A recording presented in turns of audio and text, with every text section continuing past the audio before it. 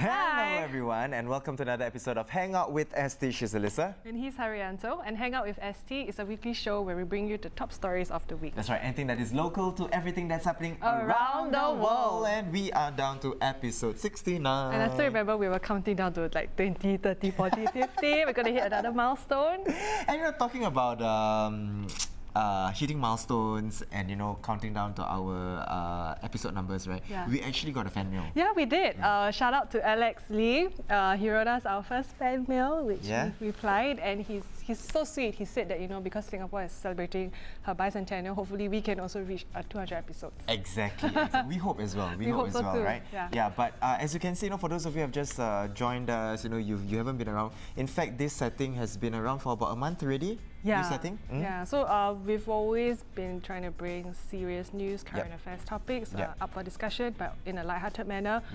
Still the same. It's just that the set reflects that now, and we can chill. And people do actually feel more chill. Our guests all say that it really feels like home. Exactly.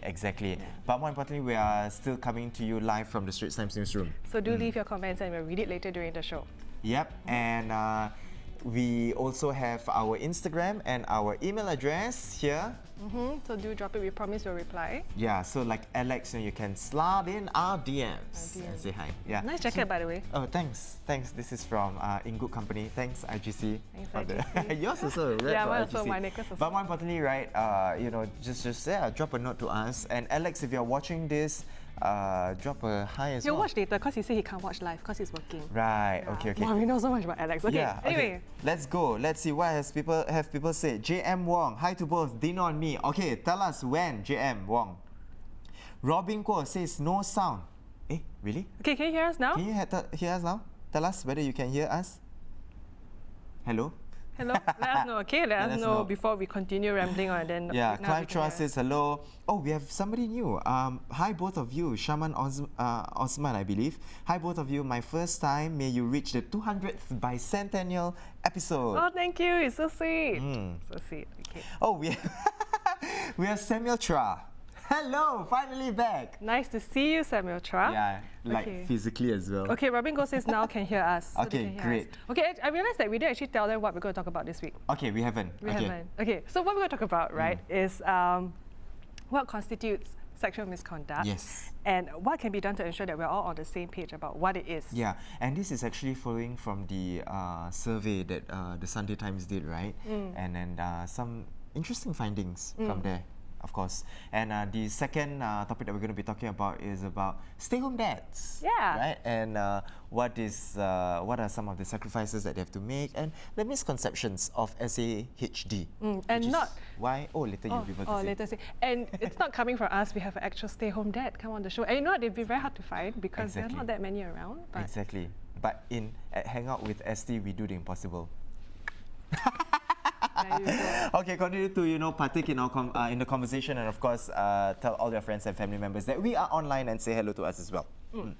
Okay, so as you said, the survey that was done by the Sunday Times that came out on Sunday, nearly half of students and recent graduates from Singapore's two largest universities have experienced sexual misconduct on campus. Yeah, now it's either receiving crude jokes or explicit text messages, or even pressured to take part in sexualized orientation games. Now, in some cases, they are victims of more serious incidents. And what is more worrying is that most of these cases, they were not reported to the campus authorities. Yeah, and of course, there is an array of reasons for that, right? From fear to stigma to even doubts that they would be believed. Yeah.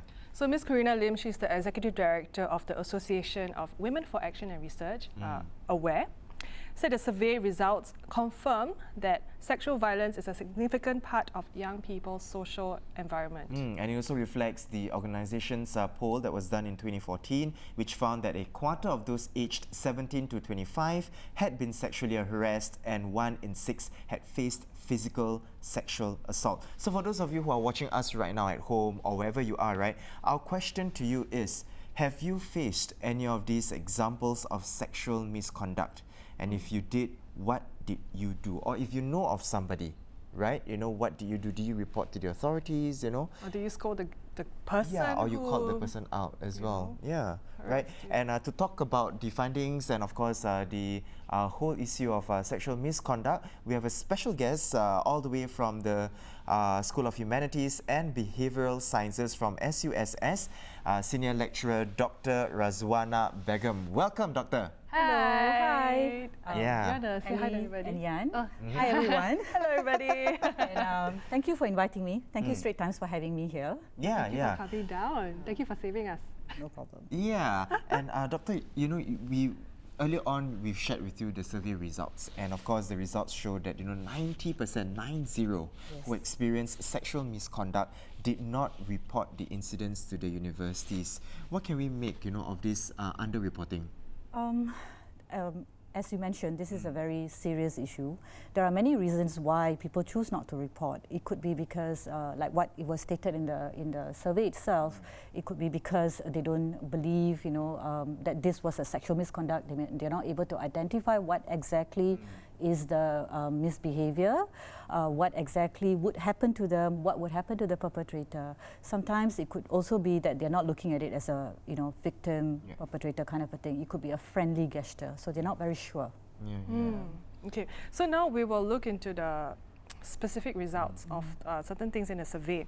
So the survey also found that respondents have different opinions on what constitutes sexual misconduct. So for one, females, 49% of them felt that they had been subjected to at least one form of sexual misconduct, whereas for males it's slightly lower at 40%.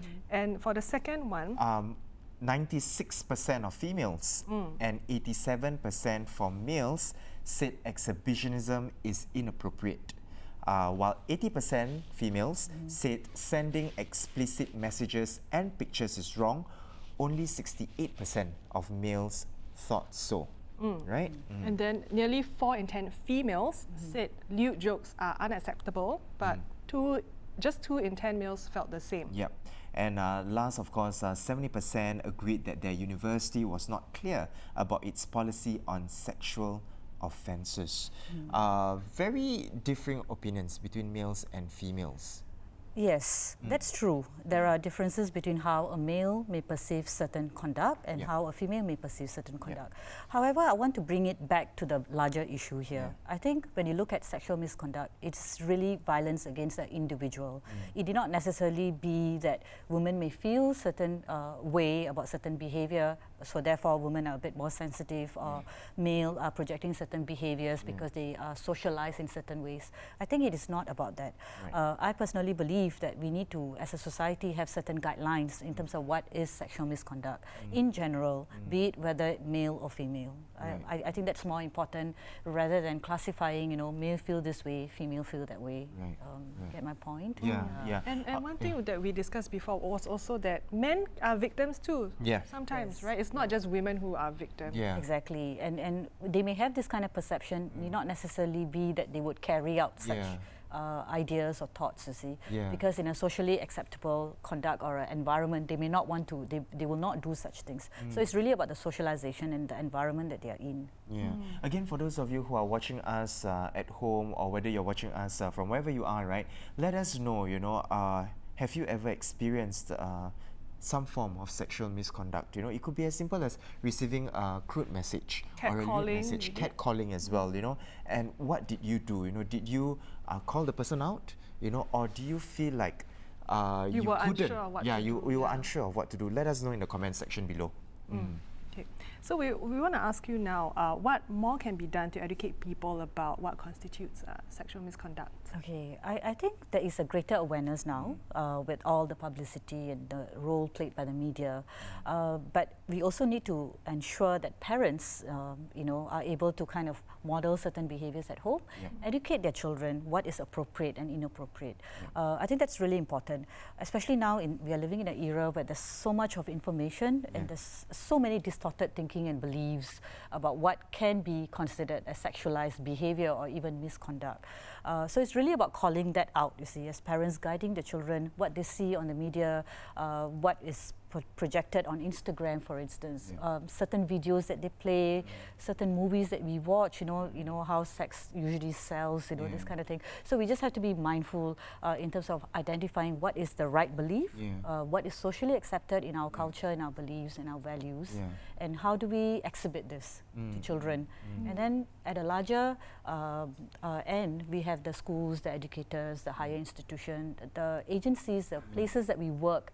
I think all these institutions can come together to play a bigger role in creating awareness, what is appropriate, what is inappropriate behavior. And Doctor, it's interesting, right? Because earlier on you mentioned regarding having boundaries, right? And some sort of, I wouldn't say checklist, but rather some sort of kind of a list to say, okay, what is sexual misconduct, a guideline, right? With that, what are some healthy boundaries that people can follow to protect themselves, such as speaking up if they feel uncomfortable? Yes, I think one of the things that they must know as an individual, morally and in terms of your values, and in terms of the societal values, what is accepted maybe in our country or in our school, in our home, right? So looking at from this perspective, if you know what is right and wrong, you must be able to call that out. If you're uncomfortable, because not everybody will be vocal, unable to speak about certain things, then that's where the institution comes in, the parents come in, the caregivers come in. They are able to come in and support, create a safe environment so that you can at least speak about certain things, you see. So it's not just about a taboo subject that you just sweep it under the carpet. It's something that you are able to speak in an environment that is safe. You said a key word, taboo. Now, how many of us are comfortable speaking about sex with our parents, right? So, but you were saying that it's important that parents do that with their children. So how young should they start when they want to educate their children about this? I guess if you look at the developmental stages of an individual, there are certain stages where they will be curious, they'll be asking for certain information. So that's when it's easy for parents to kind of highlight certain conduct or misbehaviors. Like for instance, if it's a young child, you tell them don't go with strangers. For instance, don't let strangers touch you and all that. So these are things that parents would usually tell their children. But of course, when it comes to teenagers, I'm sure many teenagers here would agree they are not comfortable in talking with parents. They rather share information with their friends, and that's where they may get the wrong information. They may get socialized in a way. It's okay for me to say certain jokes, for me to touch their opposite sex in a different way. I guess this is where parents' modeling comes in, right? So you may not necessarily talk with your child or your teenage son or daughter, but the way that you model, the way that you behave is the same thing in a environment. For instance, if you are like looking at a modeling agency, people have this misconception, right? Like how models are in certain agencies and all that. But if the environment promotes, respectful, boundaries, tell you that these are certain things that you can and cannot do, people watch, people follow those things. I think that's much better than having a guideline. Right. And talking about that, Ellie, so Ellie and I yesterday, we were discussing this with our producer, right, with regard to this topic. And he is a father of a Very 4-year-old... 4-year-old girl? 4-year-old daughter, He's 4, right? He's 4-year-old. He's not confirming. Yeah, 4. Yeah, he's 4. And of course, he mentioned as well that he got a book for the daughter, right, that teaches about bodily culture, body boundaries, right? Body boundaries. Body boundaries. How do you behave, even with strangers as well? Because sometimes, with strangers, parents, sometimes we go like, your kid's so cute. Let me give me a kiss. But sometimes, like, the kid doesn't want to do it. Yeah, and I think we should be aware of that. When the kid says no, then it shouldn't be. And not be like, oh, kiss me, then I give you a sweet. Yeah. Some people are not comfortable with that, right? Yeah, right. That, Doctor, any comments on that? That's a very good way to highlight to a young child what is appropriate touching, inappropriate touching, who can touch you in certain ways, who you can be close with and all that. At the same time, it also teaches a child to be comfortable with the body, to be confident, to be able to not, you don't need other people's so-called approval to think that it's okay for me to display certain things, you see. I mean, this goes aligned with some of the pictures that we see online and you know, some of the problems that we see, because that can also be a larger problem in terms of promoting the sexual violence against certain gender, you know. Yeah, so I guess it's really two ways. It's about teaching them when to say no, how to say no, and also telling them to be confident and comfortable with their body. Don't share pictures, you know. These are things that you really want to educate them. I think it's also important, if they're in a situation like that, what can they do? Who they can go to? You know, who are the authorities that you can go to? You know, how comfortable are you speaking with your, you know, teachers, maybe for instance in a school setting? All these things are really quite important. You need to kind of tell them in advance so that when the situation happens, they know how to react. So not just tell them don't do it or come here or go there, but try to really, you know, kind of role play this whole thing, not in a negative way, but really tell them you can come to me, you know, if something like this happens. All right, thank you, Doctor, you know, for coming on board to really share with us more and shed light on the issue here. And I mean, at the end of the day, it is a perennial issue. It's an issue that you know, it's a concern. Coming forth, right, with the whole the cases that have been reported online for both campuses, NUS and NTU. And not just those campuses, of course. Everywhere. Exactly, everywhere, right? And of course, like what Doctor mentioned earlier on, really, it's not a gender thing. Both males and females, they do face this.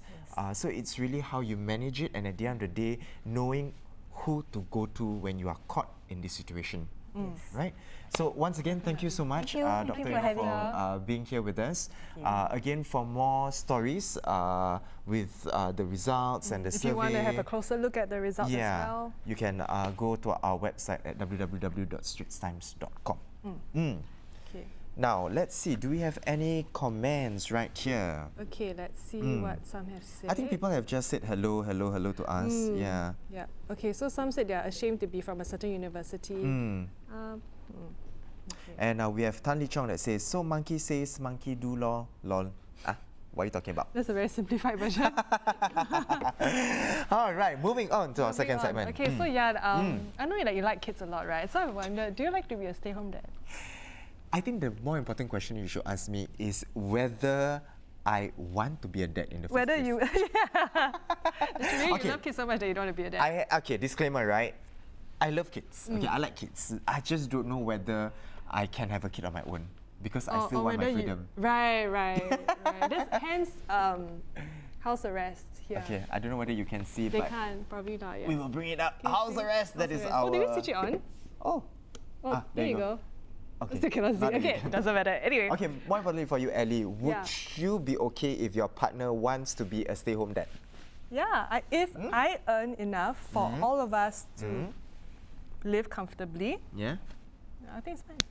Okay. Yeah, I'll control the purse, right? I'll be like, no, I get so you'll be the one who wears the pen? Just a joke. I'm just joking. Now, more Singaporean men are choosing to be stay-at-home dads, according to the Manpower Ministry's Labour Force in Singapore report, the latest comparative data available. There were about 1,500 stay-at-home dads in 2017. Now, this is up from 700 a decade earlier.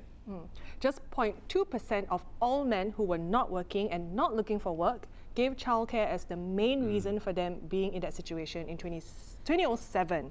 But that rose to 0.4% 10 years later. Yeah, and greater awareness of the importance of fathers and practicality are some of the other reasons, right, for the increase in stay-at-home dads. For example, like what you mentioned, basically some wives, they earn more than the husband, so it makes financial sense for the man to then stay at home.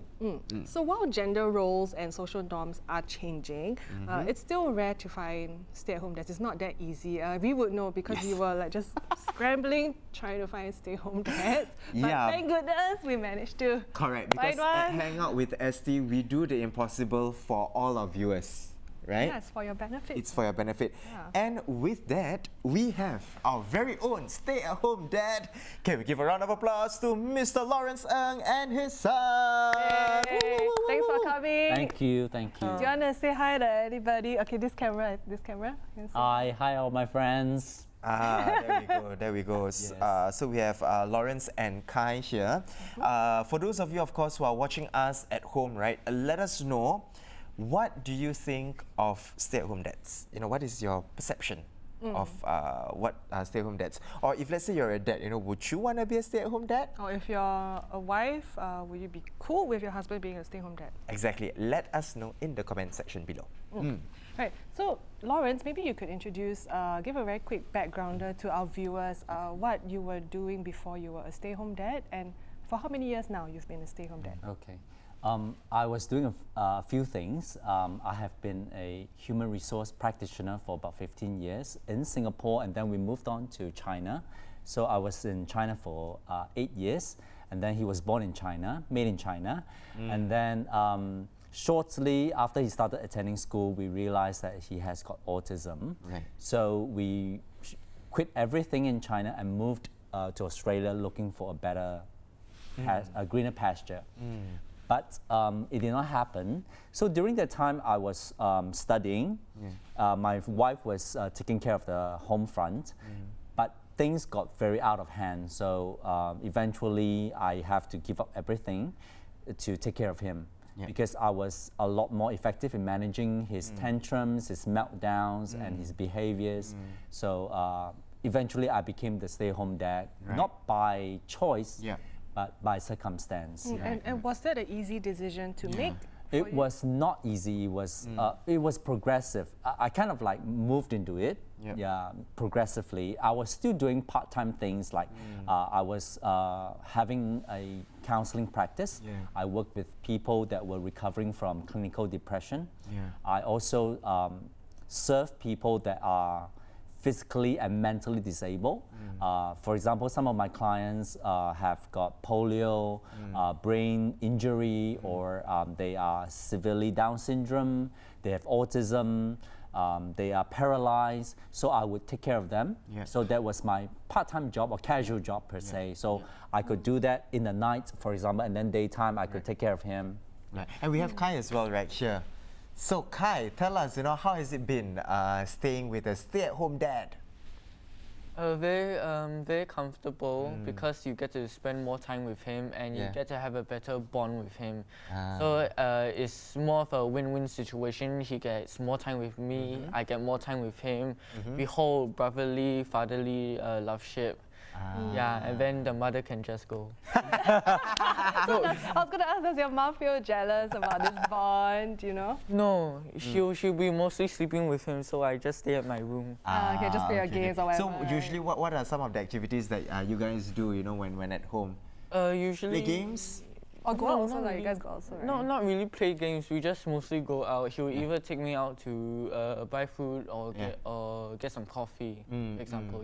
And, okay, so I know we said we interview you, but I want to ask Kai another question.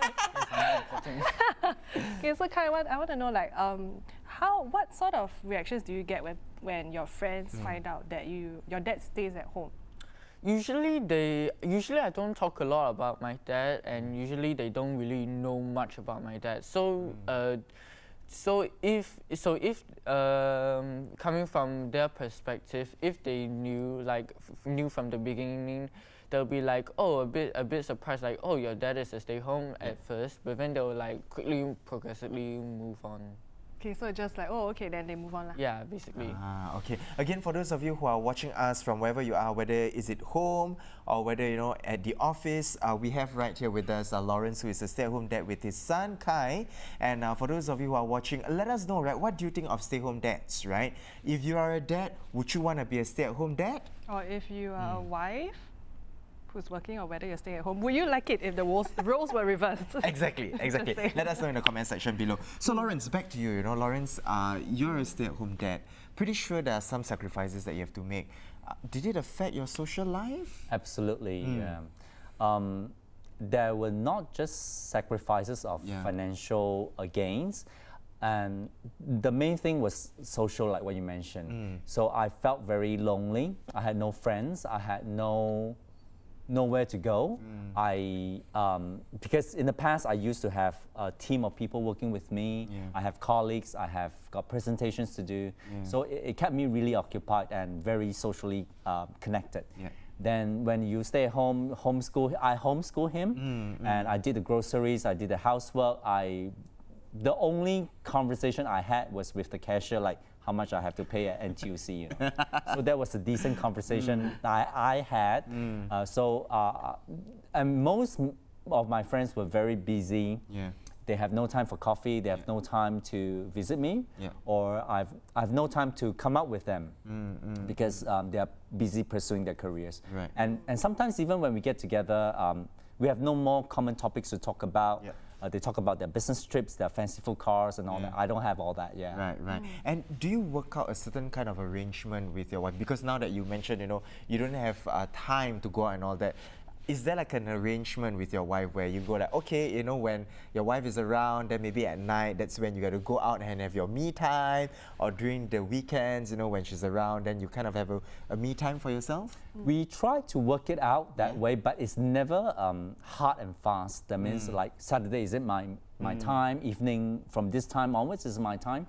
There was never such an arrangement because it never worked. And then we end up quarreling like, oh, this is my time, you're eating into my time. And also during the evenings and in the weekends, my wife wants to get together as a family and she also wants my time. So I realized that daytime I have to take care of him, nighttime I take care of my wife. If weekends I have to take care of the whole family.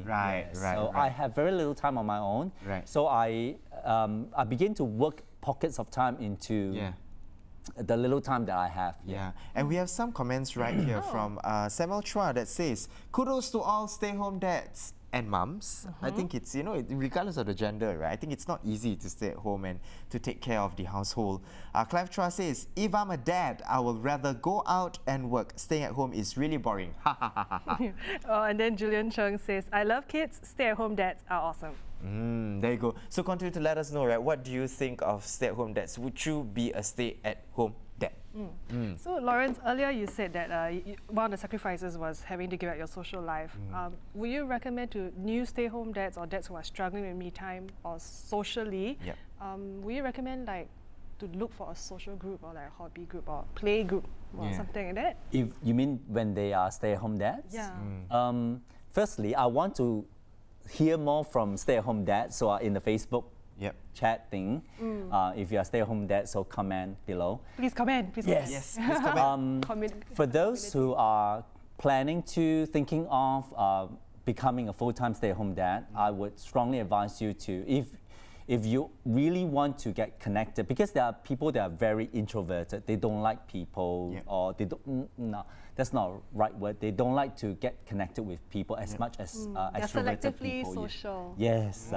So there are many Facebook groups. I've connected myself with a few Facebook groups that are just stay-at-home dads.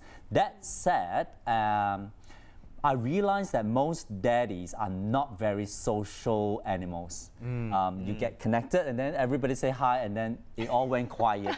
There was no activities or no questions. There was no dialogue at all. Yes, so it was unfortunate. So even though I got connected with many WhatsApp groups or Facebook groups, it was mostly the expatriate community, stay-at-home dads from, say, America, Canada, and all that. They are a bit more active because maybe they felt more connected in Singapore with their fellow mates, So Kai, somebody, Ronnie Lim says, stay-home dad is cool. So you have a cool dad right there. It's all about how you balance outdoor activities together with the family and would be especially useful for dads who are OCD. Okay, now we do have a commenter who thinks that maybe we are making too big a deal out of this. So Janice Wong says, there's nothing wrong with a stay-at-home dad. Women has been doing it for years and that you are doing this by choice so that your son can have one parent at home. Right? Is there anything you want to say about that? Because you've been interviewed before and you said that actually why are the stay-home dads getting all the glory, right? Because moms do it too. So I feel that this is nothing big deal about it, that stay-at-home dads get all the glory and accolade. Most moms have been doing this all their lives and a lot of mothers are very high-earning professionals. And they give up glorious careers to take care of their family. So I feel that after being a stay-at-home dad, I have a lot of respect for them because it's a 24/7 job. And with no pay, and with no leave, and no benefits, and no insurance at all. And the biggest misconception I want to address is that like what Alyssa mentioned just now is, I earn a lot more, so I am happy to stay at home, or I'm happy to, go out and work and let my husband stay at home. Yep. If I earn a lot more than my husband. Yep. What happened in our family is that I was earning a lot more than my wife. My wife is a teacher, and I was a human resource practitioner, so I was the second man in command for the whole company. Right. So I was controlling 85% of the budget. So I was commanding a fair bit of income. But I have to give that all up because I need to save the family. My wife was getting very depressed because she couldn't manage him, and he was having a lot of behavioral issues at school, and also socially we were getting isolated. So I have to do something to save the family. And one of the movies that we watched was Up. Do you remember Up? Yes. Yes. This Mr. Fredrickson, he was saving Calvin, and in order to save Calvin, he has to get his house Flying. Floated. So and he started throwing out things. And that picture was, to me, what happened. In order to save my family, I have to throw out things. Things that are not important.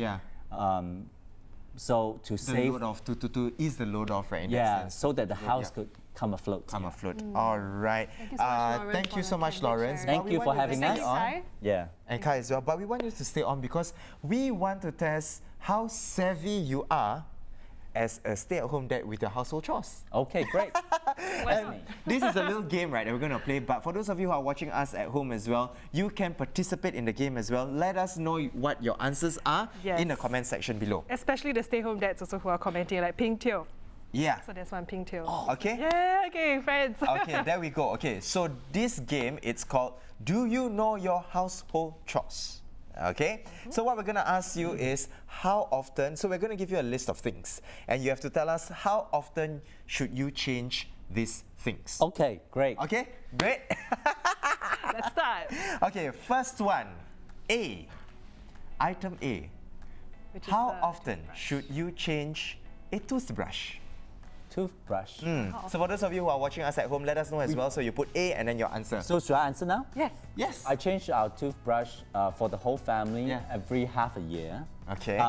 Every 6 months, at least. At least every 6 months. Yes. Okay. What's the correct? What's the recommended? What is the recommended answer? Okay, you're quite close. You're quite close. You're not that far off. You're not that far off. Okay. Don't worry, Kai can help as well.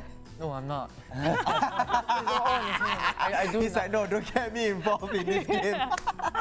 Okay, the second one, which is a razor. How often should you change your razor?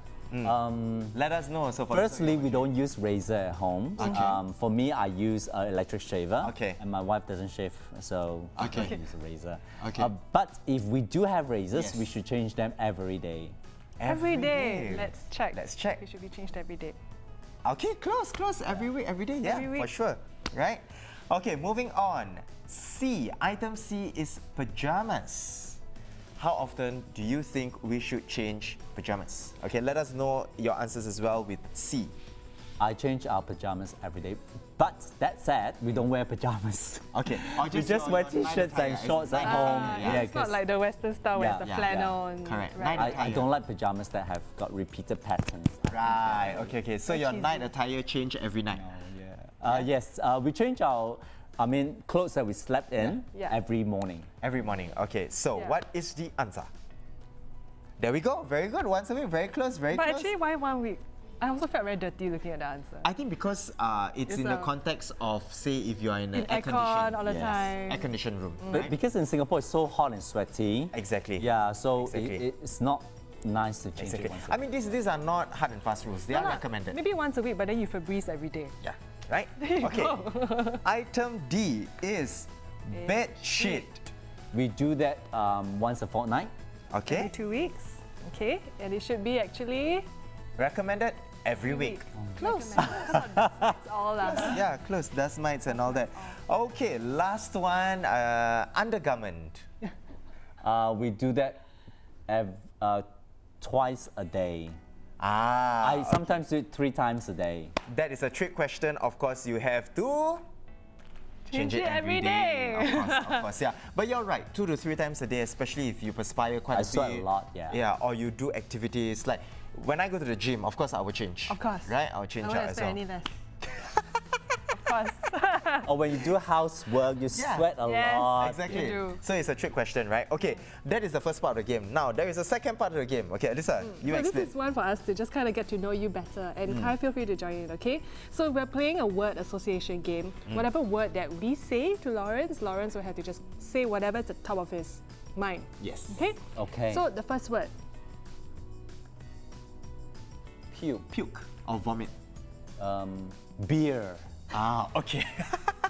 I was thinking more like sounded just baby. Oh, okay. Yeah, but okay, maybe if that's the first one. He yeah. hardly puked, yeah. Ah, okay. Got it. Okay, and the second word we have diapers. Diapers. Diapers. Stinky. Stinky, yeah. Stinky, okay, alright. okay. Kai's like, yeah, stinky. True. The third one. Next one, vacation. Chiang Mai. Chiang Mai, wow. Are you going there soon? Next week. Oh, he was so Alright. happy saying Chiang that. Mai. Yeah. Okay, next word. Sleep. Pillow. Pillow. Because my wife has got 10 pillows. Oh, wow. We have a king size bed. And she fill her section with pillows and Right. I just sleep like that every night. I see Kai laughing. Why, Kai? Oh, it's like because she likes to use this sort of excuse. Oh, this pillow supports my back. I feel like- very. Oh, I need to use this to support my leg. Oh, I'm having inflamed. 90% of the bed is like occupied by her, but then Right. she's just sleeping at that one corner. I see. I feel like the mama needs to come on the show to also defend herself. I would imagine Oh, because we secrets said coming out. sleep, right? I would say not enough. Not enough, right? Yeah, for us, not enough. Correct. Not enough. Okay, last one, last word. Snacks. Snacks, potato chips. Yes, I love it. Love Yes, it too. that's Yes. what we have most of the time for snacks, yes. Right. All He's right. shaking his head. Shaking his head. Try this again. He did this. It's We, like, we have a lot of other snacks also. We have very healthy snacks like Right. mangoes. We love mangoes. Ah, okay, okay. Again, thank you, Lawrence and Thank Kai, you. for coming on to our show. But hold on, because we need you for our last segment. Now, for those of you who have been following us on Hangout with ST, or you are new to this, what we do is Ellie and I, we go through this last segment called Facebook Face Off.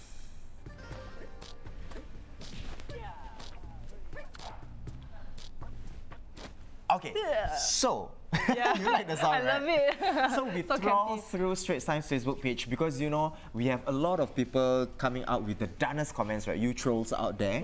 So Ellie and I, we trawl through and then we pick the funniest, dunniest comments and then we pit against each other. So if you think that Ellie is funny, you type in A. If you think Hairianto is funny, you type in H. Yeah. So Lawrence, you're going to help us. You and Kai, you're going to also have a vote as well. We can Okay. be very honest. We can take it, I think. Yes, correct. So we'll go. First Okay. one. So the first Ellie. one, I'm the, okay. There's a forum letter, you know how Sin Min Court in Thomson area, there are a lot of like wild chickens there, wild roosters there. And some of them feel that they are nuisance and so should they be relocated? And why or why not, right? Because they're so noisy. And An Yujin says, why aren't the pigeons and mine relocated? Say no to bird discrimination.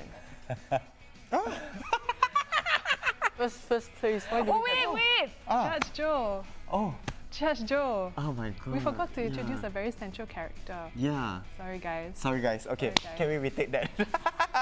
This is the problem with live shows, right? Okay, so we have a very important figure that is Judge Joe, right? yeah. So without further ado, ladies and gentlemen, boys and girls, please put your hands together to welcome Judge Joe. Sorry, Judge He's Joe. gonna be Sorry, angry. don't be upset. Okay, So, but okay, Judge Joe, what he does is he cannot speak. Yeah. So all he does is, okay, you know what, Judge Joe? I let you sit in the middle of us. Come.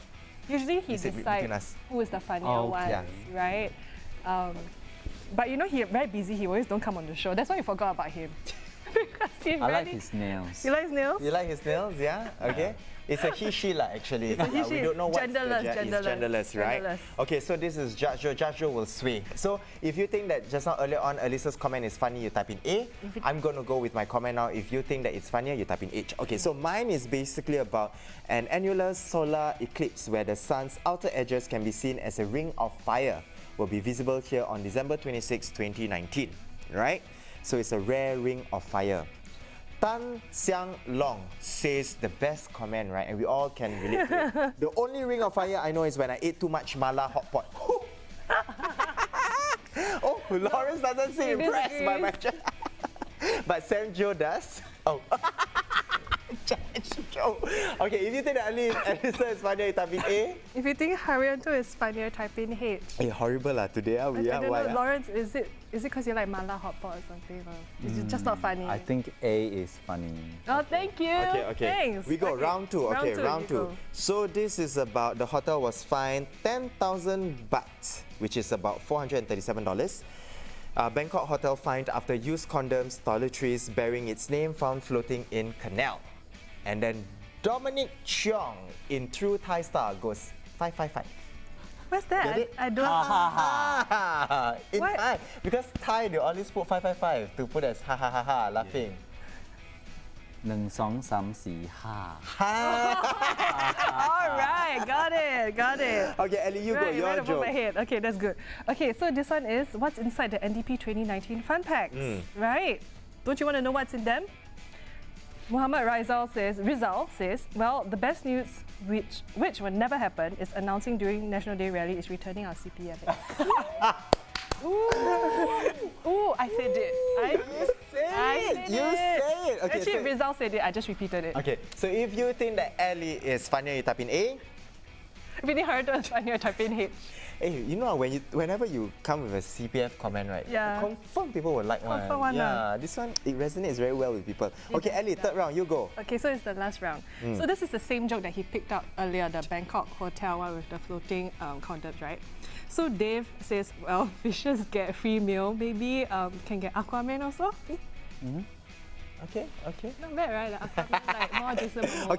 Okay, mine for third round. So basically Lawrence this is is about the Malaysia gay sex video. So third batch of videos that allegedly implicate Azmin is released. Jeff Teo says, wow, it's a trilogy. So if you think that Ellie is funnier, you type in A. If you think Hairianto is funnier, type in H. Okay, so we're gonna let you guys Actually, vote. you're very daring. Malaysia politics, then you No lah, it's not I Daring. say one. I don't know, you say lah, but you choose lah. It's Jeff Teo say. Okay, let let you all us know. decide. Okay, Yeah. we read some comments. I think earlier on we had some comments, right? We have Janice Wong that says, "Come now, there's nothing wrong that with a one. stay-at-home dad. Women did it for years. He's doing it by choice, so his son can have one parent at home.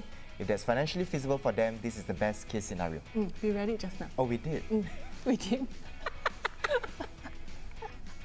Okay, no. Another one. Park Ye Hong says, what works best for the family should be encouraged.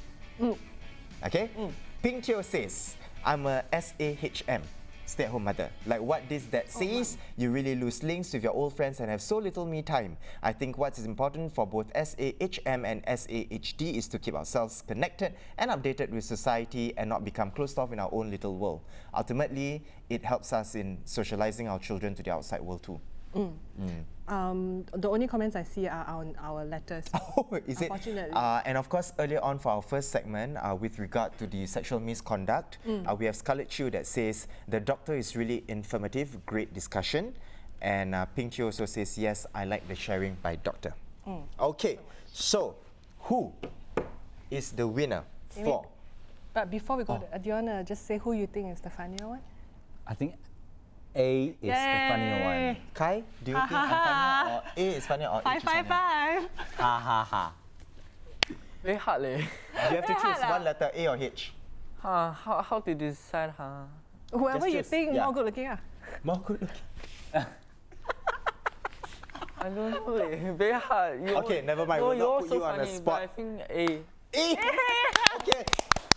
Producer, who is the winner this week? Yes! It is me! He still won. This one So last week, Okay lah, you're just quite good lah. so last week I won, okay? Yeah. Last week I won, so this is 2 times. Ellie, do you want to tell Lawrence right here? Because Ellie has to tell our guests every week about this. No, I give you the honest. Okay, you so won. Ellie is very proud that she holds the world record for winning 5 times in a row. But you have to understand why it's a world record, right? Because we are the only show in the whole world that does it. That's why she holds the world record. Thank you. But in any case, that is all we have for you for Hangout this week. Thank you again, Lawrence, for coming on board. Thank you. Thank you, Kai, for coming Kai. on board. And of course, thank you to Dr. Razwana as well from SUSS for shedding some light on the sexual misconduct issue, right? For more news and videos, do log on to our website at www.straitstimes.com. We're also on Instagram, Twitter, and YouTube. And we also have our own Instagram and our own email as well. So if you want to get in touch with us, like what Alex did, you can get in touch with us, slide in our DMs, and we will reply. Yes, it'll be us. All right, so there we have it. Next week, same time, 8 p.m. on Straits Times Facebook page. Once again, she's Alyssa. This is Hairianto. And this is Judge Joe. Goodbye and see you next week.